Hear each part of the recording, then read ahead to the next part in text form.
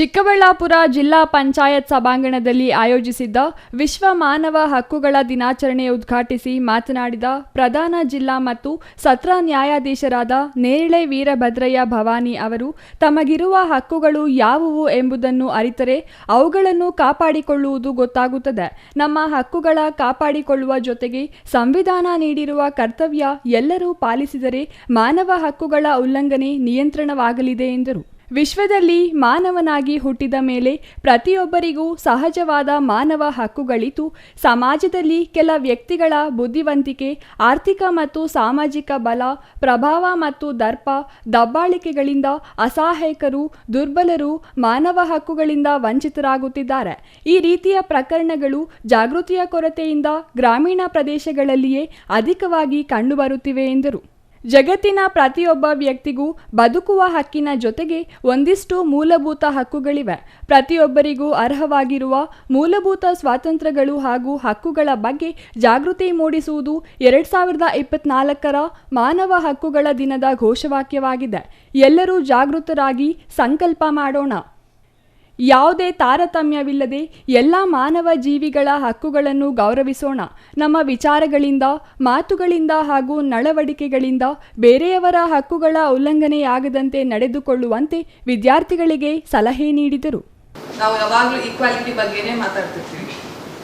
Equality has a correspondence duty ಅನ್ನೋದ್ರ ಬಗ್ಗೆ ಮರಿತೀವಿ ನಾವು. ಯಾಕೆ ಅಂತಂದ್ರೆ ನಾವು ನಮ್ಮ ಹಕ್ಕು ಅಂತ ಹೇಳ್ತಾ ಇರ್ತೇವೆ ಹೊರತು, ಬಟ್ ನಮ್ಗೆ ಏನು ಡ್ಯೂಟಿ ಇದೆ ಅನ್ನೋದನ್ನ ಮರಿತೀವಿ. ಇದು ಯಾವಾಗ ನಮ್ಮ ಹಕ್ಕು ಮತ್ತು ಡ್ಯೂಟಿ ಮಧ್ಯದಲ್ಲಿ ಡಿಫ್ರೆನ್ಸಸ್ ಬರುತ್ತೋ ಆವಾಗಲೇ ಪ್ರಾಬ್ಲಮ್ ಆಗುತ್ತೆ. ಈಗ ಹ್ಯೂಮನ್ ರೈಟ್ಸ್ ಅದು ಯೂನಿವರ್ಸಲ್. ಮನುಷ್ಯ ಹುಟ್ಟಿದಾಗಿಂದನೇ ಅವನಿಗೆ ಆದ ಒಂದು ರೈಟ್ ಅಂತ ಇರುತ್ತೆ, ಅವನು ಜೀವಿಸೋ ರೈಟ್ ಇರುತ್ತೆ.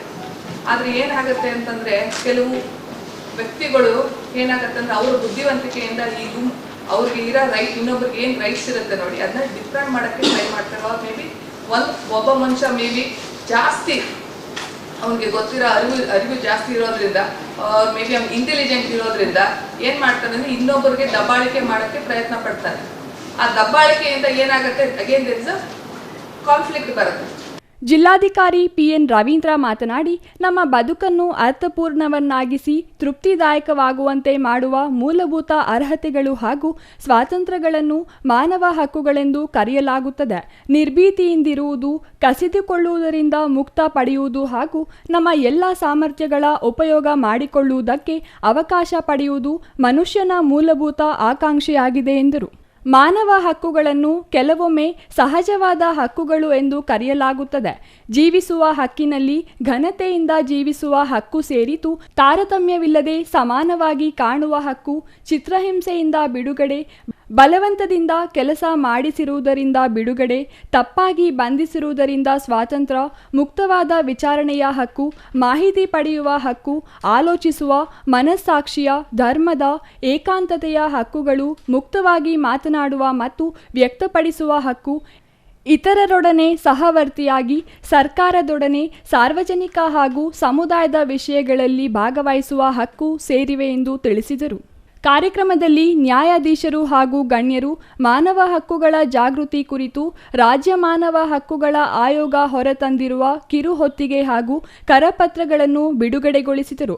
ಈ ವೇಳೆ ಹಿರಿಯ ಸಿವಿಲ್ ನ್ಯಾಯಾಧೀಶರು ಹಾಗೂ ಜಿಲ್ಲಾ ಕಾನೂನು ಸೇವೆಗಳ ಪ್ರಾಧಿಕಾರದ ಸಮಸ್ಯೆ ಕಾರ್ಯದರ್ಶಿ ಬಿ ಶಿಲ್ಪಾರವರು ಮಾನವ ಹಕ್ಕುಗಳ ದಿನಾಚರಣೆಯ ಮಹತ್ವವನ್ನು ಸಾರುವ ಪ್ರತಿಜ್ಞಾವಿಧಿ ಬೋಧಿಸಿದರು. ಈ ಸಂದರ್ಭದಲ್ಲಿ ಜಿಲ್ಲಾ ಪಂಚಾಯತ್ ಮುಖ್ಯ ಕಾರ್ಯನಿರ್ವಹಣಾಧಿಕಾರಿ ಪ್ರಕಾಶ್ GT ನಿಟ್ಟಾಲಿ, ಜಿಲ್ಲಾ ಪೊಲೀಸ್ ವರಿಷ್ಠಾಧಿಕಾರಿ ಕುಶಾಲ್ ಚೌಕ್ಸೆ, ಉಪವಿಭಾಗಾಧಿಕಾರಿ DH ಅಶ್ವಿನ್, ಜಿಲ್ಲಾ ವಾರ್ತಾಧಿಕಾರಿ M ಜುಂಜಣ್ಣ ಮತ್ತಿತರರು ಹಾಜರಿದ್ದರು. Nandakumar, CTV news, Chikkaballapur.